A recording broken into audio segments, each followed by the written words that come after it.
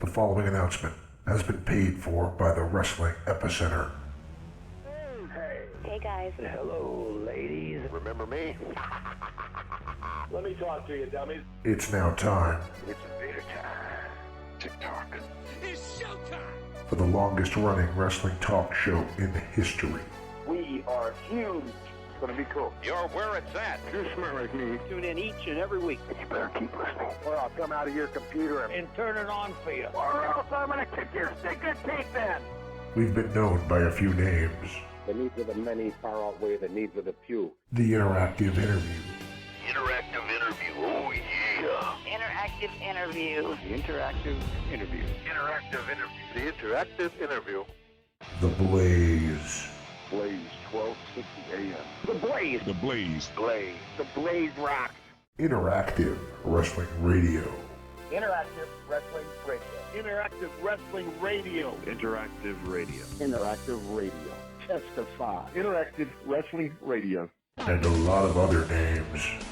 Weekend Warriors of Wrestling. The Pile Driver. The Pile Driver.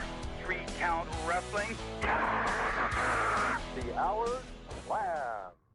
But it's all one show, the Wrestling Epicenter. Wrestling Epicenter. The Wrestling Epicenter. The Epicenter. Wrestling Epicenter, dude. The Wrestling Epicenter. Don't get off. And your host from day one, By ignorance or arrogance. James Walsh. Wake up, sleepyheads. I could care less. It all starts Oh, tough guy. Thank you very much. What a rush. Dumbed down. Get out of my face. You win. But I'm desperately out of time. So what you gonna do when Blaze Mania runs wild on you? now.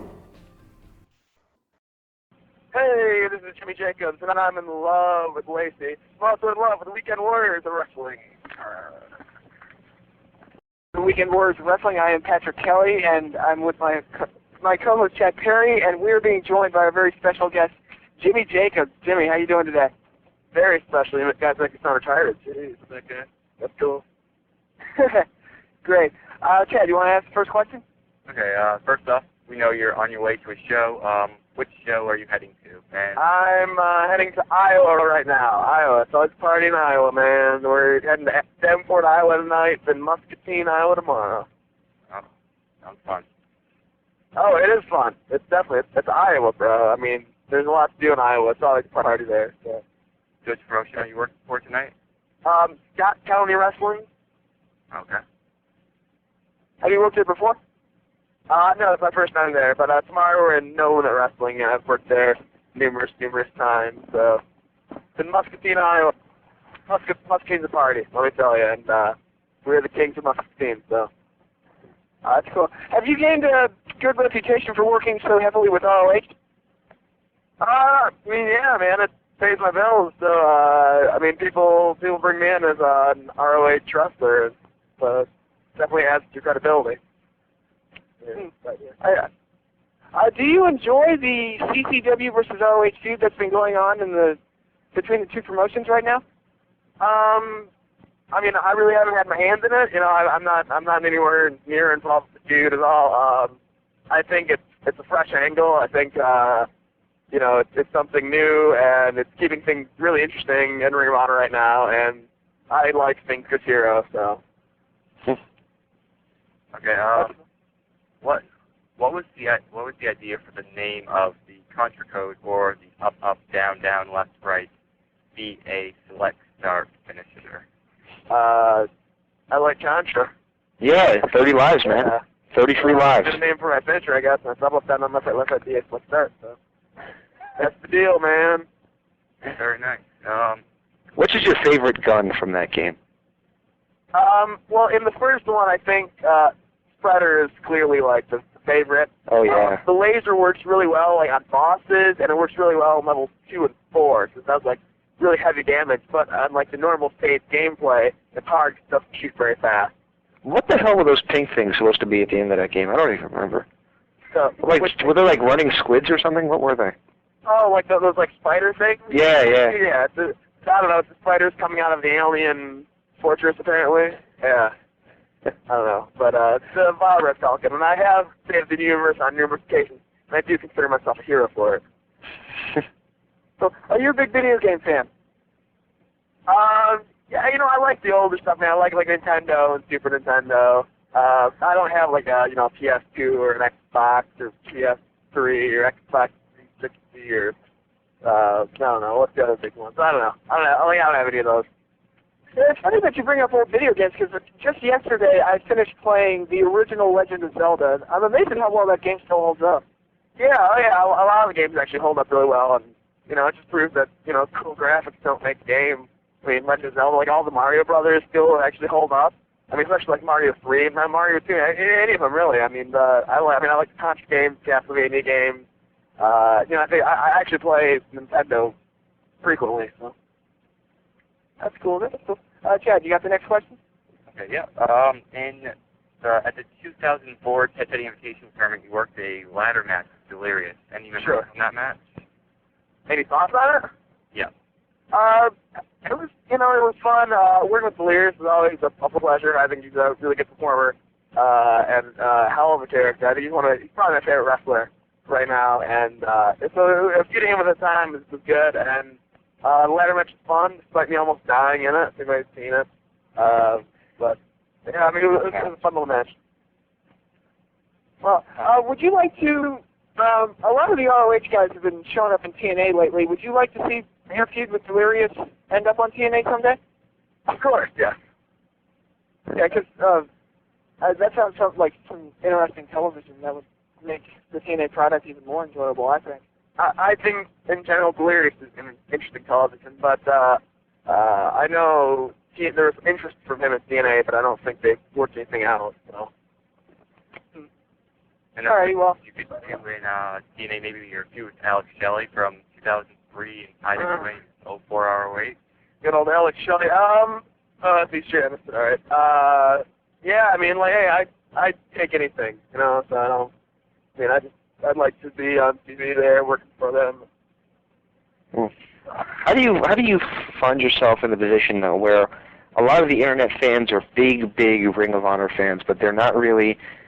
Some of them are kind of picky towards TNA. I mean, how do you answer to the people that are really, I guess, diehard ROH fans? I don't know. I mean, like everybody's got an opinion, and I read some of the stuff on the internet, but I don't think a lot about what people write, because everybody will always have their own opinions about, whether they're diehard Ring of Honor fans or they hate WWE or whatever it is. I mean, they always have their opinion.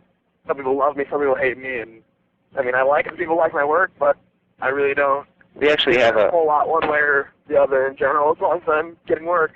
I used to do a show that was co-hosted by Francine, and one of the more interesting ones we talked about was how one time she got really bummed out before a show because she read the internet and the people were trashing her, and it actually hurt her performance. Has that ever happened to you? No. Never put too much thought into it?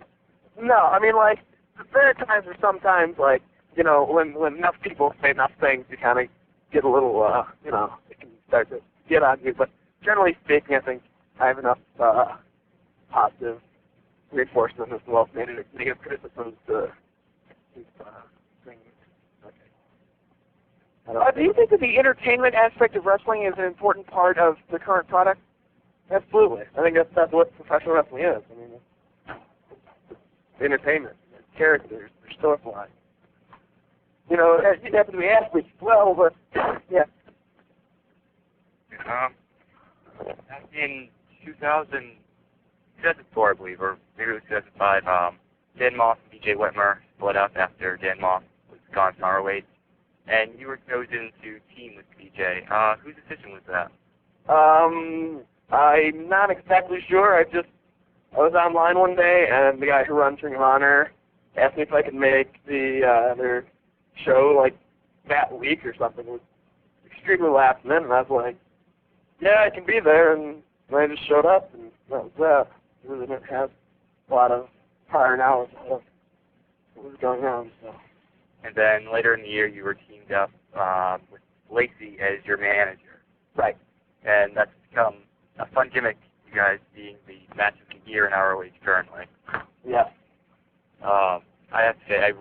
enjoyed the Ballad of Lacey video. That was good stuff there. Thanks. Was that your idea or What specifically? Ballad of Lacey video? Yeah, I like see, and I want to do something with it, and so he took it upon himself, write and record a song and shoot a music video, and I just got to see off one day. Yeah, speaking of a lot of the great things with your character, I was just looking at your profile, and it says that you're from Goof City, USA. Where is that exactly? That was the gimmick in 1999. That was a long time ago that I used to do that. So.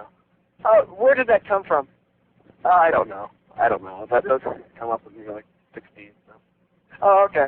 All right. It just looked interesting. I was going to ask if that was somewhere near Truth or Consequences. I don't know. I think 5 miles outside Preston, actually. Oh, okay. Good.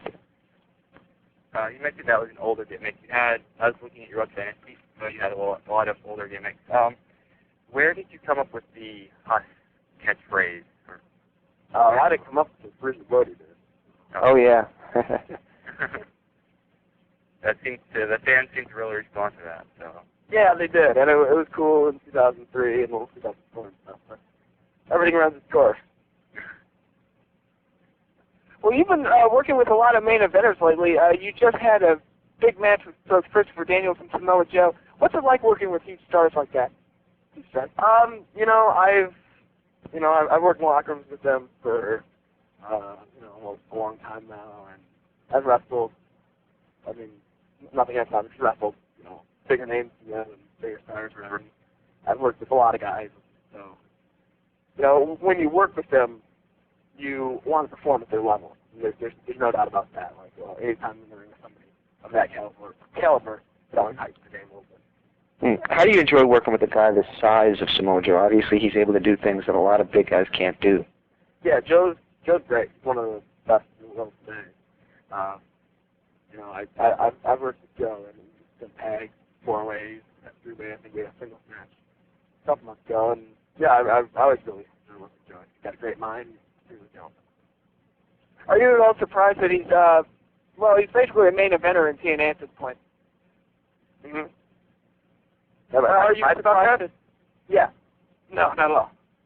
The cream rises to the top. The guys that are meant to be at the top, they're going to get there one way or the other.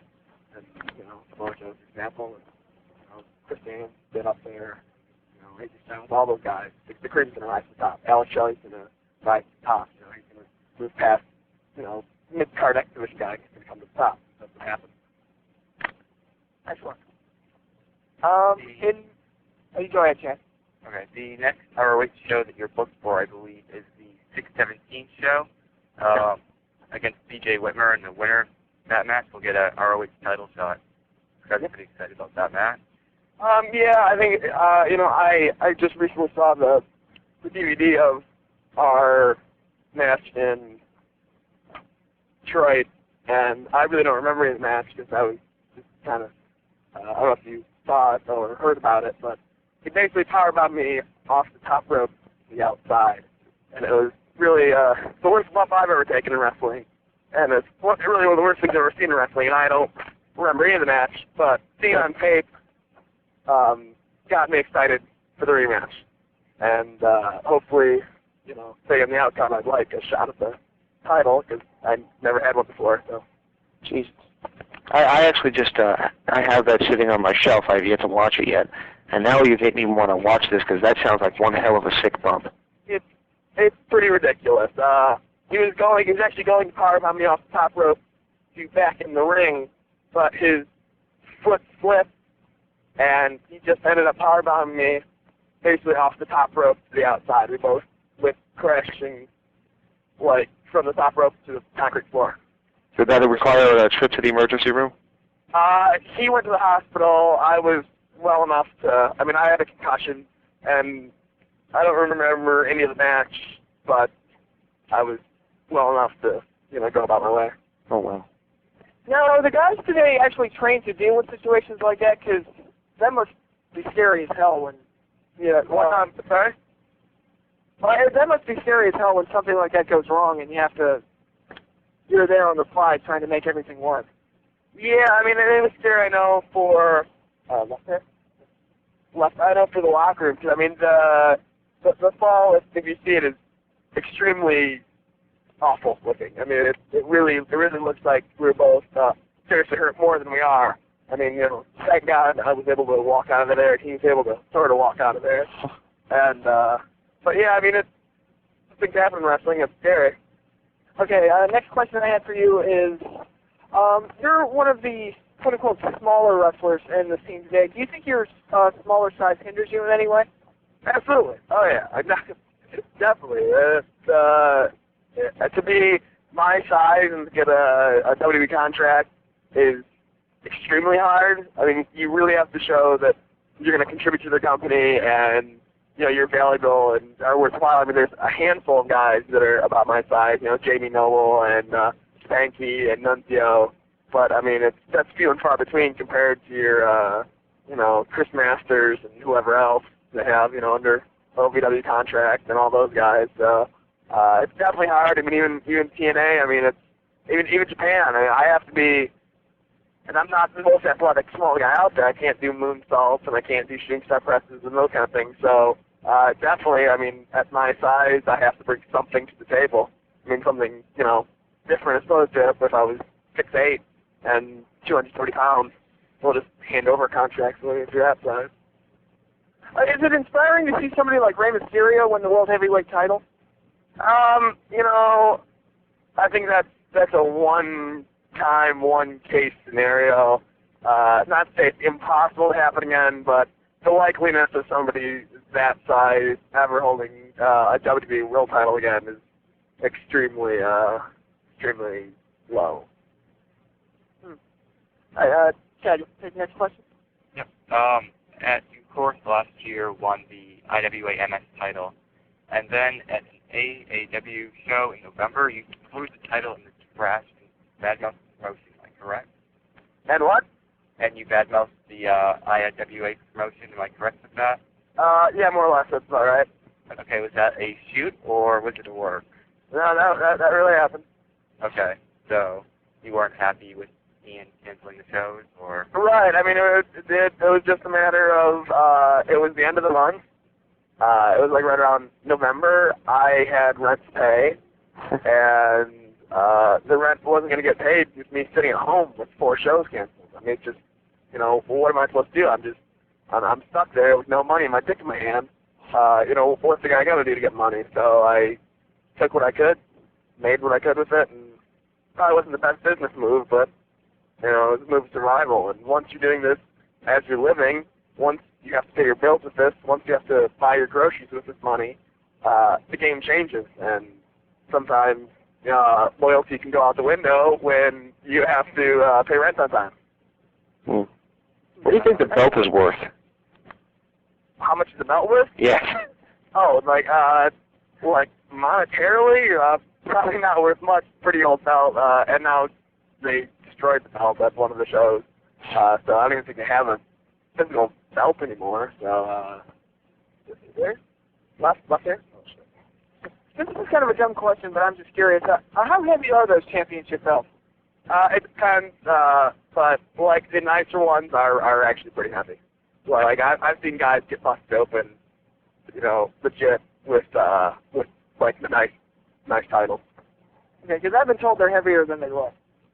Yeah. I mean, like you see it on TV and you kind of think it's hokey looking or something when somebody gets to do it with a belt. No, I've seen guys, with big holes in their heads because somebody blasted with a belt. I mean, they're definitely not. They're not. I mean, it's metal and heavy leather. I mean, it's pretty hard metal. So. Well, ROH is doing a UK tour in August. Are you going to be a part of that? I don't believe so, no. Okay. You worked, in May 2005, you worked a huge 65-minute 10-man elimination match with IWA. What are your memories of that match? I remember that there were probably not a lot of people in the crowd. I think I wrestled earlier that night, too. And then all of a sudden there was an 8-man tag. It was like impromptu. and it just went 65 minutes. And Jamie Noble was in it, and it came down to me and Jamie Noble at the end, and he's a hell of an athlete, hell of a wrestler. Okay. That was the second time you'd worked with Jamie in IWA, correct? Yeah, I believe so. I believe that's that time we wrestled. Okay. Did you have fun wrestling with Jamie when he was on the Indies? Yeah, I think we wrestled maybe a total of 4 different times, I think. 2 singles in IWA, one 8-man tag, and we did a tag in Ring of Honor against each other. Jamie and I have different styles, but like by the last time we worked together, we were pretty much on the same page. Like the first time, it wasn't my best match. It wasn't like bad, but like we definitely weren't quite on the same wavelength. He works just a different style than I do, but by the last time we worked together, I think we really clicked well. I'm looking at your profile. Looks like you've had a ton of tag team partners throughout your career. Which one was your favorite? I'm sure I have had a ton of tag team partners. I really did like teaming with DJ before things went sour. I liked the dynamic of the big man, little man team, and we're just starting to get into our groove ourselves. As a tag team. It was really hard because we won the tag team titles our first night teaming, and that was a hard position to be in because we'd never teamed prior to that. We really didn't have much to go off of, and we really just started becoming I think we're fine together about right around the time we dropped the tag titles. I thought we started to kind of get our groove in, and then Lacey came and we didn't really team as much, and then we broke up. So. Okay, you got any more questions for him, Chad? I just have follow-up on the IWA question. You then dropped the belt earlier this year. Can we assume that you won't be working for Ian again in the near future? It's not like a never situation. I don't know. I didn't leave on bad terms with Ian, and I didn't leave because Ian didn't like me or whatever. I left because I'd been working for the company for over 3 years at that point. I had his belt for almost a year at that point, and it was just kind of time for me to be away from there. I'd run my course there. So to say I won't be back, I don't think that's necessarily true, but there are no plans right now for me to come back. I think that's all I have for questions. Okay, before we let you go, is there anything you'd like to say to your fans? Not particularly, no. Just go to the website, JimmyJacobs.net. If I have merchandise, buy it. Go to my MySpace, myspace.com/JimmyJacobs. Look at my top 8. You'll see Zach Allen in there. Go to his MySpace and buy his T-shirts. Because they're cool. They're cool looking. Is that the cool shirts? Zach Allen, you said? Zach Allen, the one-legged kid, man. You're staring at him right now, aren't you? No, absolutely not. Oh, okay. I've never met the guy in my life. I have. No, he's good. He's a good wrestler. He wrestled maybe a month ago before the house out. It was one of the best matches of my life, literally. Now I don't put myself over like that, but it was one of the best matches I ever had. He's back. He's got his A game on right now, so he's ready to tear his stuff up. Oh, that's cool. That's cool.